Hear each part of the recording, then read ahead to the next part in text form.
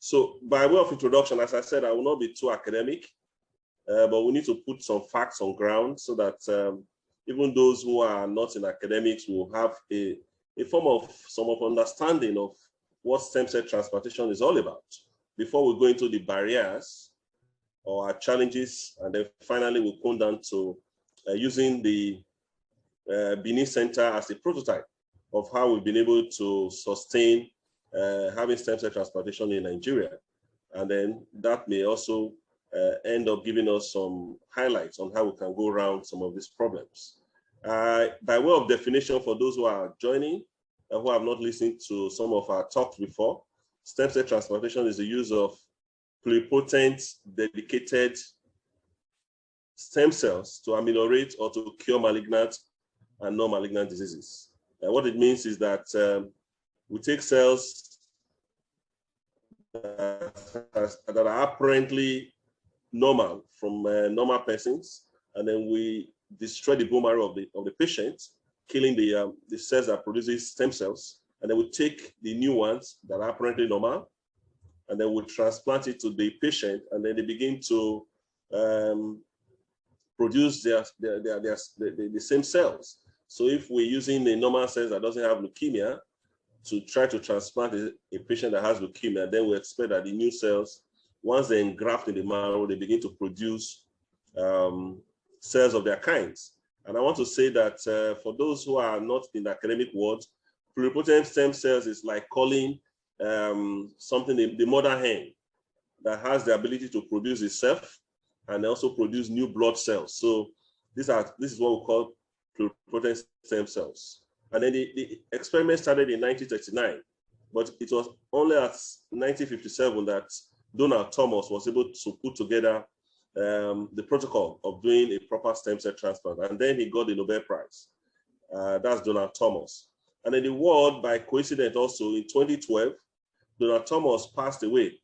And then the world recorded 1 million transplants from 1957 to 2012.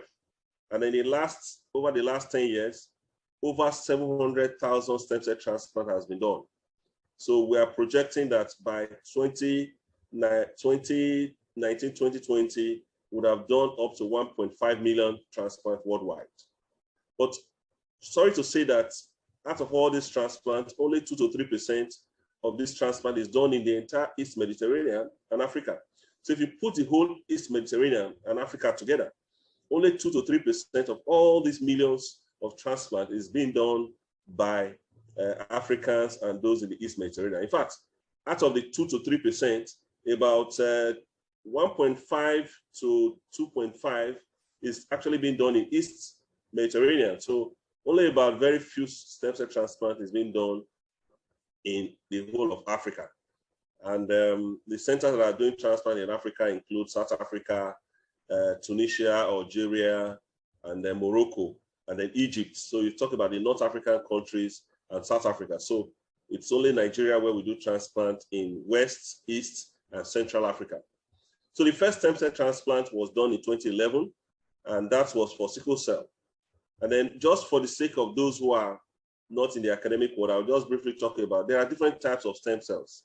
And then we can either take stem cells from one person and use it to cure another, or we can, that is called allogenic, or we can take stem cells from the same individual. First and foremost, we take the stem cells, keep it somewhere, destroy the entire marrow with the cancer, and then bring back the stem cells to transplant to the patient.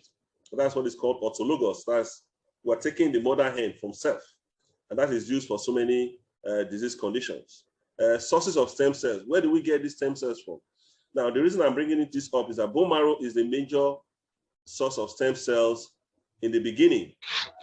And that is why you discover that in the past, you hear the word bone marrow transplant. Because some persons will naturally ask, I hear bone marrow transplant, now people are calling it stem cell transplant. It's actually because the initial source of stem cell was bone marrow.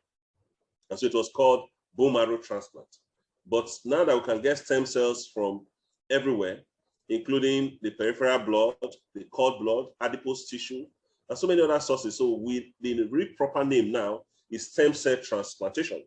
So that explains why it is called stem cell transplant. That reminds me that when I did the first stem cell transplant, because of the name bone marrow transplant, some persons actually thought that we took a bone from the donor and put in the bone of the patient. So that's what bone marrow is, because the stem cells hitherto was gotten from bone marrow, but now we can get it from anywhere. Now, I would just also want to mention some developmental milestones from 1957. And then, as I mentioned, 1 million was in 2012, and over 1.2. As of 2016, we had 1.2 million. So within about 4 years, about 200,000 was done. And then it's been projected. There's a publication we published worldwide of having about 1.5 million stem cell transplants being done in 2019.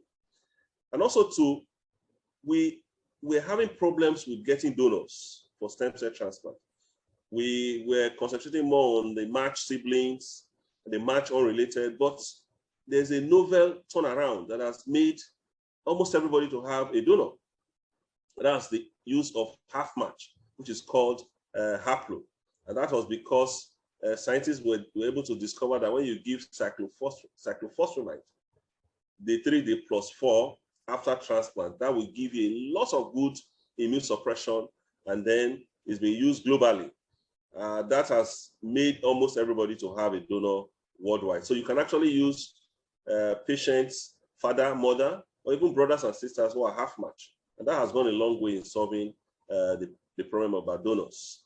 Then autologous stem cell transplant is now available. In the past, we can only do stem cell transplant for non-malignant conditions. But now, for old people, those who are elderly, we can actually use autologous. And then, so that has become effective even in some cases like acute myeloid leukemia for elderly patients. We use autologous. And then for solid tumors, now things like breast cancer, colonic cancer, these are all areas where we can now use autologous stem cell transplantation to cure our patient. Now, the use of peripheral stem cells, meaning we can give colony stimulating factor, a kind of a stimulant that will move the stem cells from the bone marrow into the blood. And then once we do that, we're able to now harvest them using the apheresis machine. And that has done a lot of good in terms of stem cell transplant. It has made donation of stem cell much, much easier. Because for bone marrow harvest, you need to go to the theater. You need to take the donor to the theater.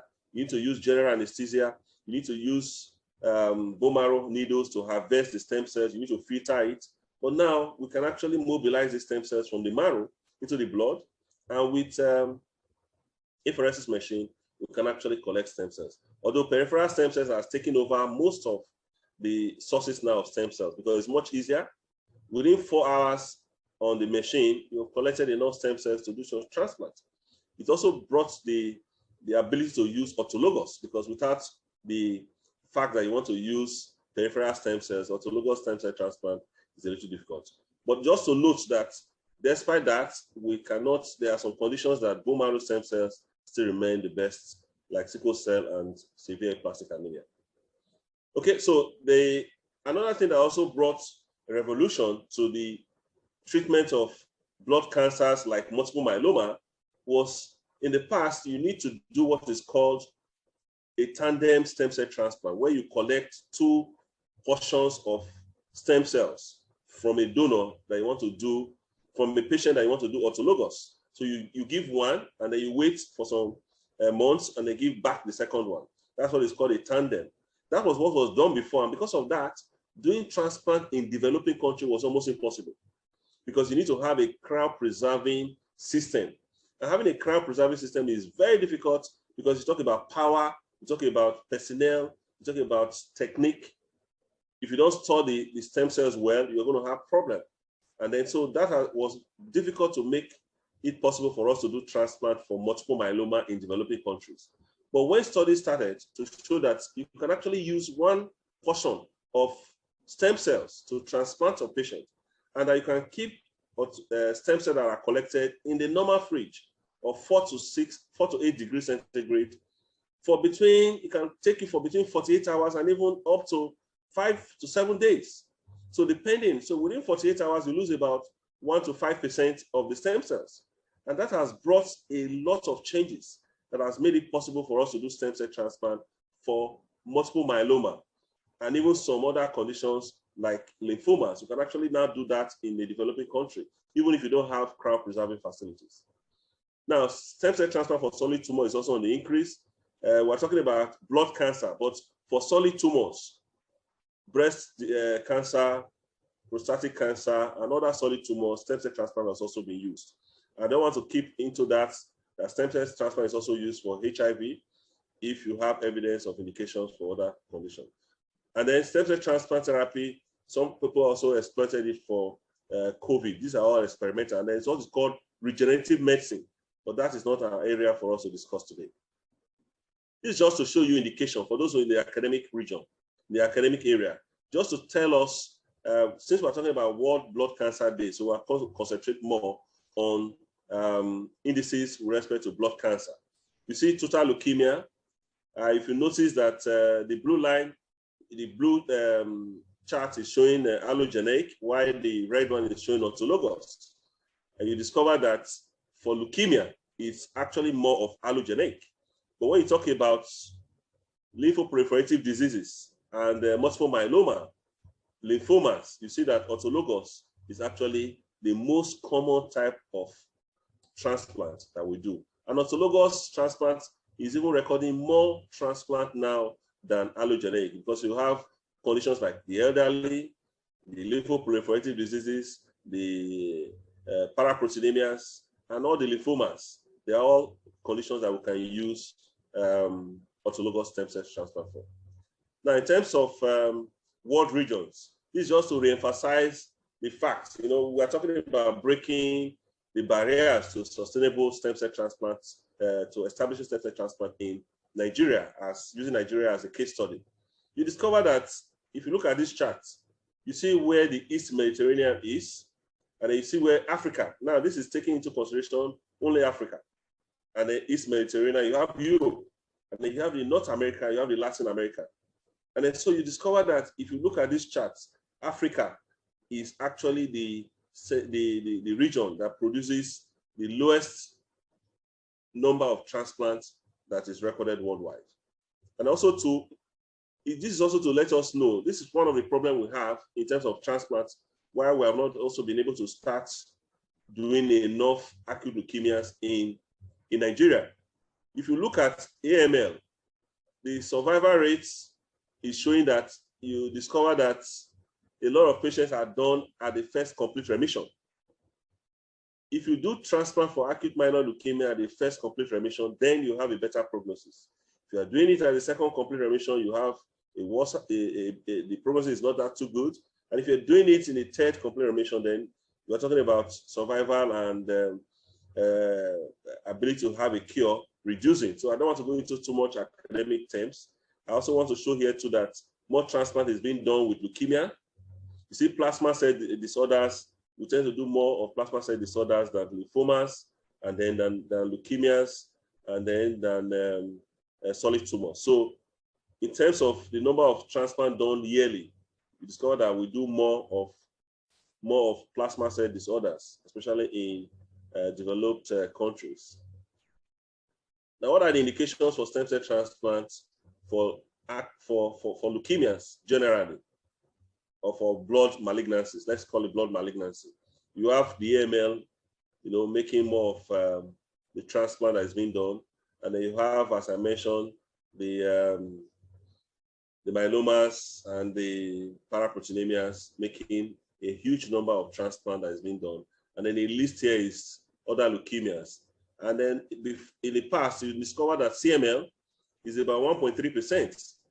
Before now, years back, maybe about 20 years back, CML used to be one of the largest indications for transplant. But the good news is that with the effects of GLIVEC and the program, like in Nigeria, for example, being coordinated by our teacher, Professor Durosimi, CML now, we only do transplant for those who have undergone plastic transformation. And then CML responds very well now to tyrosine kinase inhibitors. This is also just for the non-academic persons here, just to say, I want to use the next 1 or 2 minutes to run through the transplant procedure. Selection of patient is very important. I'll tell you an example. For example, I mentioned too that if you are doing transplant, the first complete remission, you need to do that fast. And because we need to do that, most Nigerians, before they finish the idea thing is that once you make a diagnosis of blood cancer, from that moment, you should start preparing the patient for a possible transplant, so that by the time you finish your first cycles of chemotherapy and your patient goes into first complete remission, that is the best time to do transplant. But most of the time we miss that because of poverty. Before they get money together, put things together, we would have lost that window of first complete remission to do the transplant. So if you don't select your patient very well, you stand the chance of having a lot of mortality. Like patients who have iron overload, you need to make sure that the iron is properly taken care of. And then pre-transplant preparation, you also need to prepare a patient properly.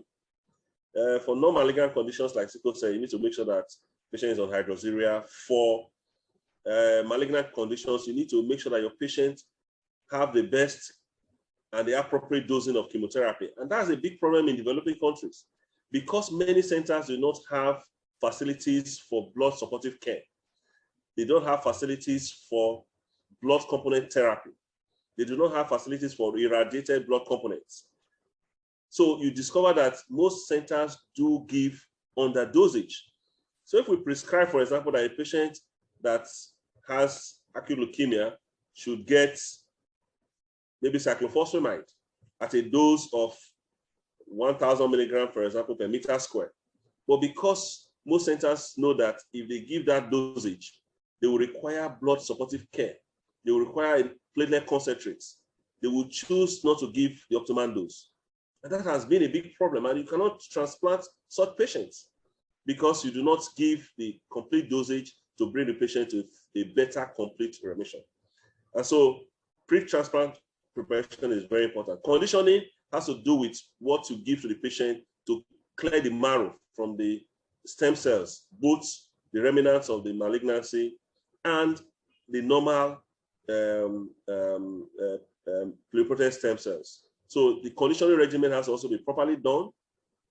And as I said, we are not managing leukemia patients and blood cancer patients properly in this country until we insist that all the teaching hospitals should have facilities for blood component therapy.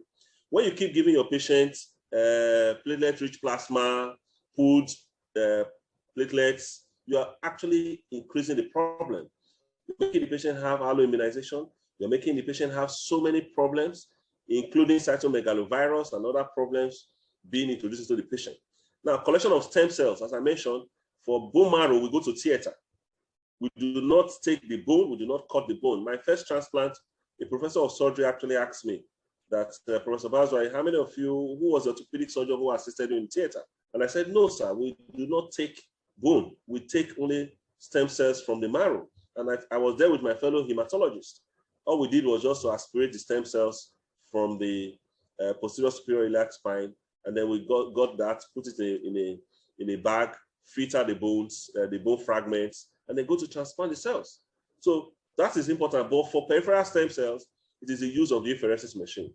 So without that, you cannot also run your stem cell transplant program.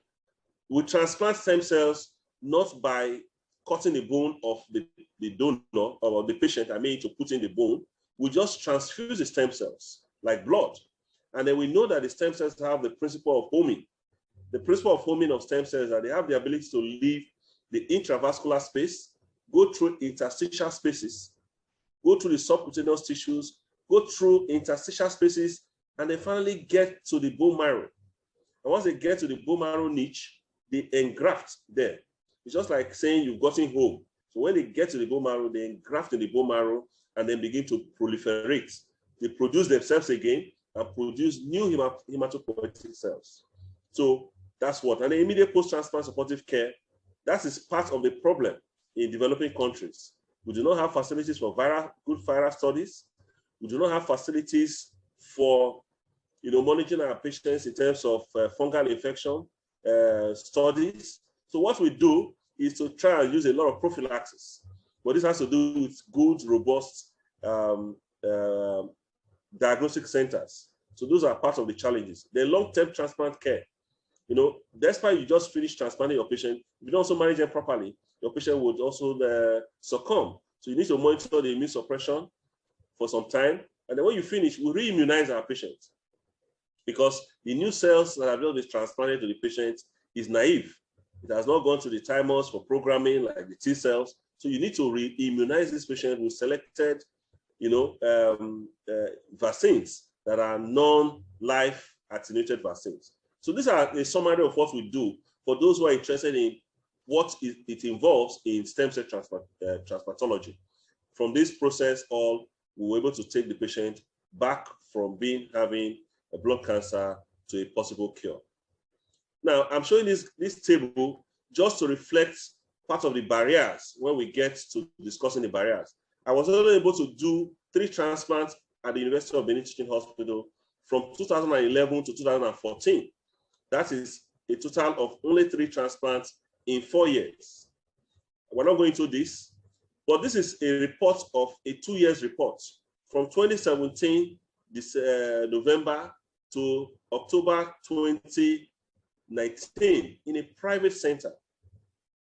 We did a total of 9 transplants within 2 years, whereas we did only 4 in 4 years. We did only 3 in 4 years in a teaching hospital. So this is for the academias. But what I'm trying to emphasize here is that with a private collaboration, we're able to break the genes of doing more transplants. And actually, it was in 2020, because of COVID, that transplants in these centers actually reduced, because worldwide we had a lot of mortality for those that were transplanted during the period of COVID. Patients had a lot of mortality during the period of COVID. Now, this is one of our conditioning protocol. I just want to mention this for those who are in the academic field. It has a lot to do with programming. At the appropriate time, you need to give what you need to give. And on the right-hand side, you see the protocol for a half match. Now, this also showing some of our transplant patients, those who transplanted with multiple myeloma. I have not gotten approval to actually be able to show them or to us. But these are oldest stem cell transplant on the left. A young man who is 19 years is the oldest stem cell transplant for sickle cell we've done. And the young girl that was done in 2019 is actually the first half match that we've done in 2019. They're all living well. And then this is a summary of stem cell transplant activities in both the University of Benin Teaching Hospital from 2011 to 2014, and then the Cell Tech Healthcare from 2017 to 2021. A total of 21 stem cell transplants has been done from 2011 to 2017. So if you remove the 3 from the University of Benin Teaching Hospital, so we've done a total of 18 in the private setting as at 2021. This year, we've done also a total of 2 at the beginning of this year, and some are still currently being planned for the next batch of transplant. So allo, as we mentioned, we did 17. And what concerns us here is more of the auto that we did for multiple myeloma, because we're talking about World Blood Cancer Day. Now, we've done a total of 4 stem cell transplants for multiple myeloma using the new method of non-cryopreserved single transplants for our patient. Now, we've done very well in terms of the multiple myeloma compared to other centers where stem cell transplant is also being done for multiple myeloma. So this new method has made it easy for us to do transplants for blood cancers like multiple myeloma in developing countries, because we do not have facilities for cryopreserving. But this method has been well established, and it has been, documented, and it's been approved. And studies have shown that using the single transplant for multiple myeloma and the tandem, there's no too much significant difference in terms of success rate with both methods. Now we come back to the main, because I want to be quickly round up so that we can have time for discussion. Barriers of setting up stem cell transplant centers in developing countries like Nigeria, using Nigeria as a prototype. I'll start by saying the Nigerian factor. We all know the fact that we're in Nigeria, and there's so many problems in terms of Nigeria, not only in the healthcare sector, everywhere. It's Nigeria, for example. I once had a program with what Siko said, where I presented my transplant program with the former president Olusegun Obasanjo, acting as the chairman of that gathering. And as at that time, we had only one stem cell transplant room in the whole of Nigeria, one room that we're using. And then we also had that Olusegun Obasanjo, former president, further explained it by saying, Professor Bazuaye, young man, you mean we have one stem cell transplant room in Nigeria? I said, yes, sir. That means one stem cell transplant room in West Africa. I said, yes, sir. And one stem cell transplant room in the whole of Sub-Saharan Africa. I said, yes. And he had asked, what is the cost as at 2016 or thereabouts? What was the cost of stem cell transplant to set up an international transplant center? And as at that time, it was an average of about 1 billion. I mean, we're talking about copying a prototype from Europe or America. And the former president had asked. And since then, since 2011, still only one room. And I can still tell you that up to date, and that's 1 billion for Nigeria, where we're talking about several billions of naira flying away every day.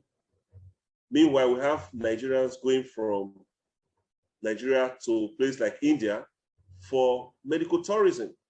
And then we have been able to develop a protocol, a prototype of what we call a prototype for developing country in Nigeria. And we do not get the support that you expect from the Nigerian government. So as I said, a Nigerian factor affects every sector.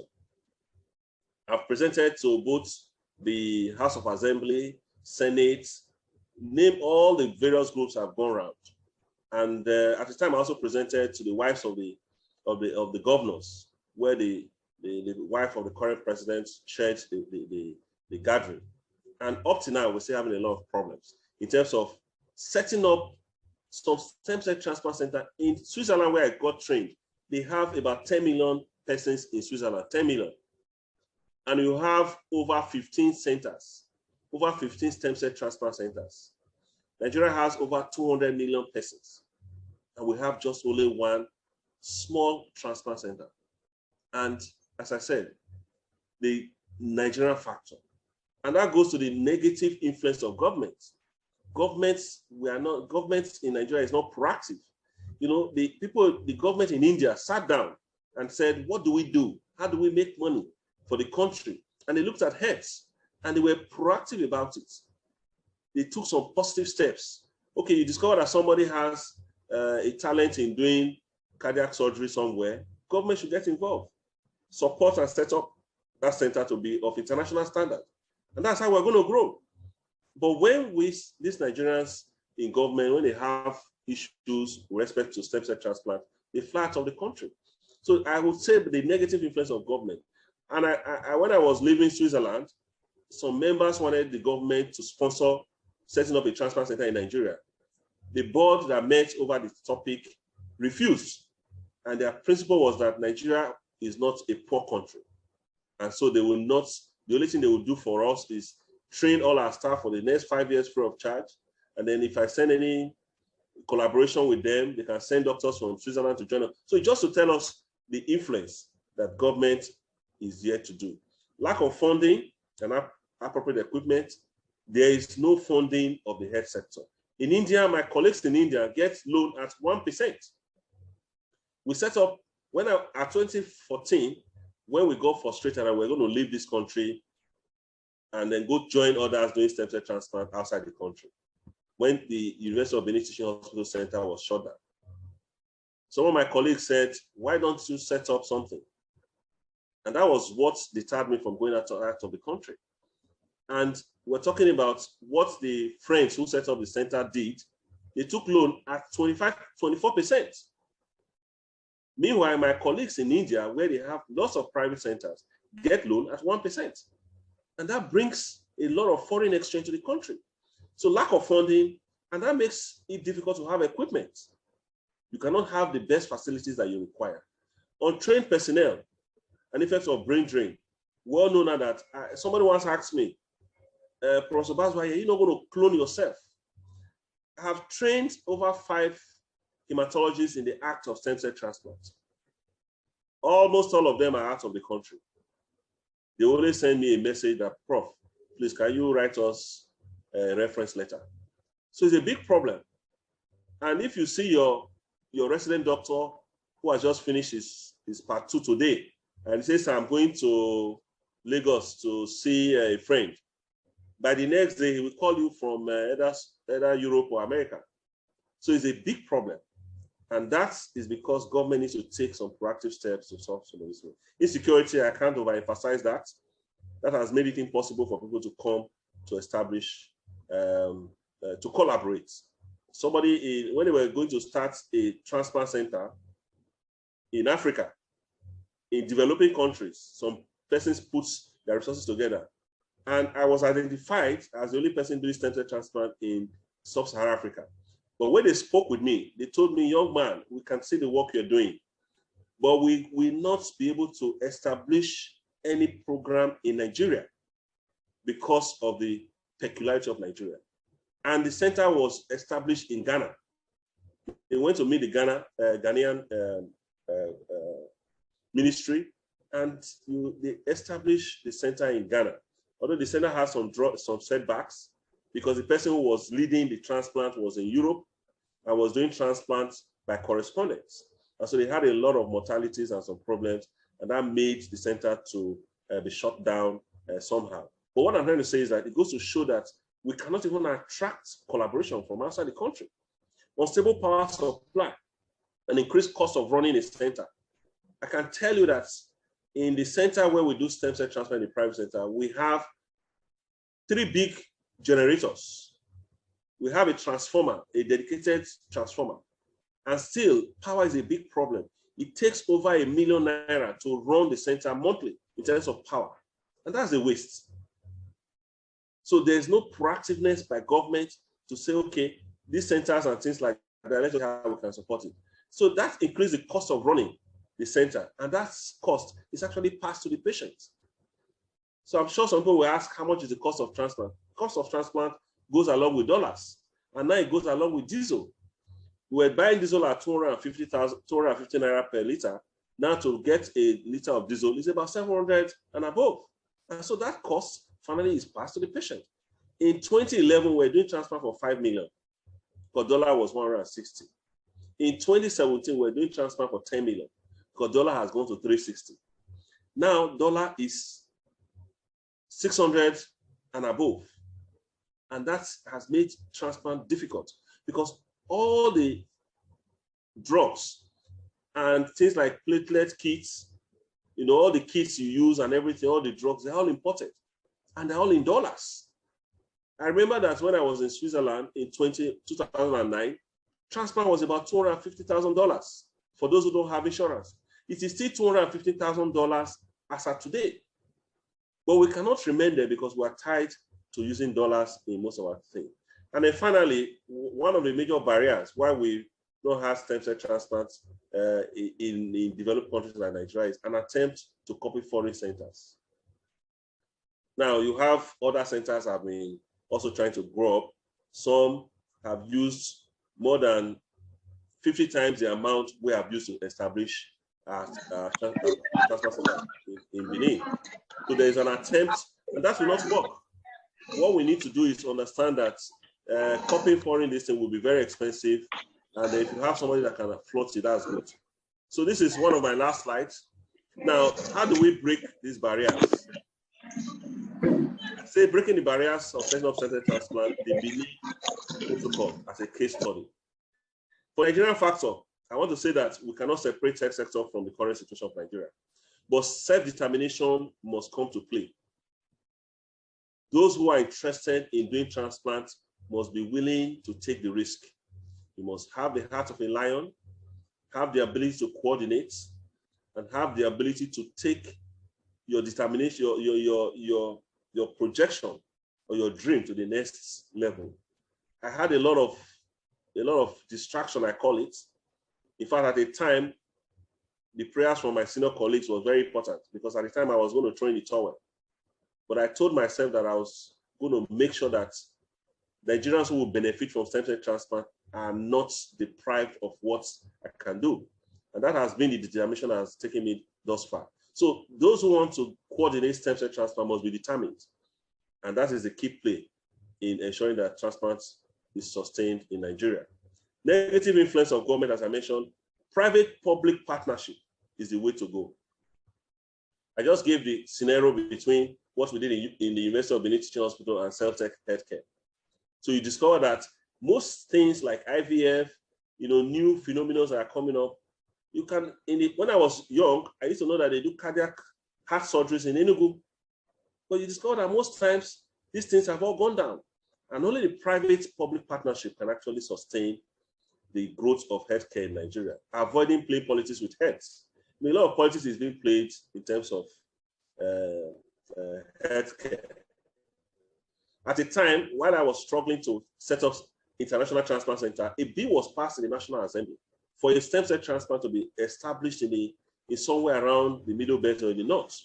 That has not deterred me, but anywhere it is established, I'm willing to participate. But what I'm trying to say is that in terms of healthcare, politics should not be played. We must ensure that we do the right thing and let us all work together as a team. And some people, by the time they start debating it, just like sickle cell bill, it was never passed because it had some difficulties because of politics. So lack of funding and appropriate equipment. Government must be proactive as other governments to fund healthcare. Now, you caught that COVID brought the innovation that we needed to improve our healthcare services in Nigeria. But what happened? Over the 500 billion that was earmarked for developing healthcare in Nigeria. I do not want to say what I do not know, but I know that most centers didn't really get that fund. I'll give myself as an example. I'm the only one doing stem cell transplant in the whole of Nigeria, for example, and I applied. Okay, so you discover that, but I know that I never got any money. So you discover that we're talking about what happened with the 5 billion that was earmarked for. Did it really improve the healthcare services? People like India did that, and it brought a revolution to healthcare delivery. And people were going from, in fact, it is better for some Americans who do not have insurance to go to India for some procedures than to do it in America. So I also say too that we need to, individuals and NGO must come on board. Yes, I know that we are involved in so many, NGOs are involved in so many things. Things like some television shows that would give some individuals millions of naira. I had also challenged, for example, the wives of the governors in this country, that if they plan to provide 10 million to transplant one individual in a year, meaning the entire 1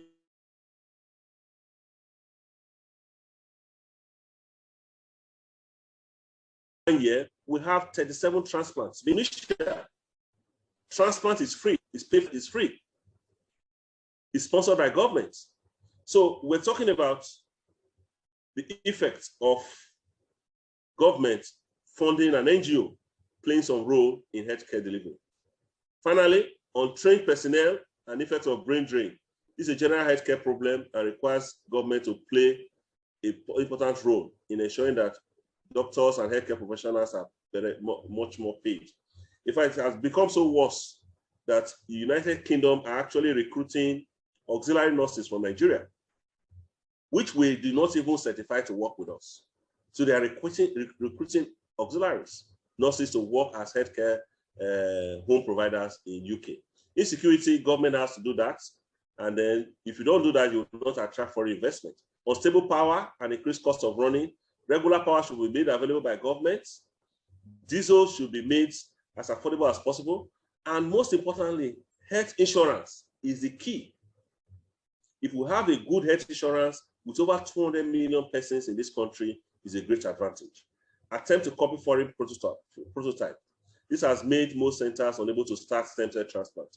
So they want to have what we find in Hammersmith, what we find in Vanderbilt, what we find in some hospitals. So they want to be able to do it completely the way it is. And it's usually very difficult. Even in some centers, those who were trained, while they are trying to do this protocol, some of them have retired. And some of them have also lost touch to the act of stem cell transplant. So there is need to understand that you need to do transplant in developing countries within your resources, but meeting basic international standards. I repeat, meeting basic international standards. The advantage I have is that I'm a JC inspector involved in inspecting and accrediting hospitals for stem cell transplant in Europe and America. So that gives me the basic there's a basic international standard that must be met. And if you meet that, you can actually do standard transplants in developing countries. I want to say in conclusion, stem cell transplant is feasible in low resources country. Unlike there was a publication in 2009 that says transplant was impossible in developing countries. And then we've been able to show that you can do that.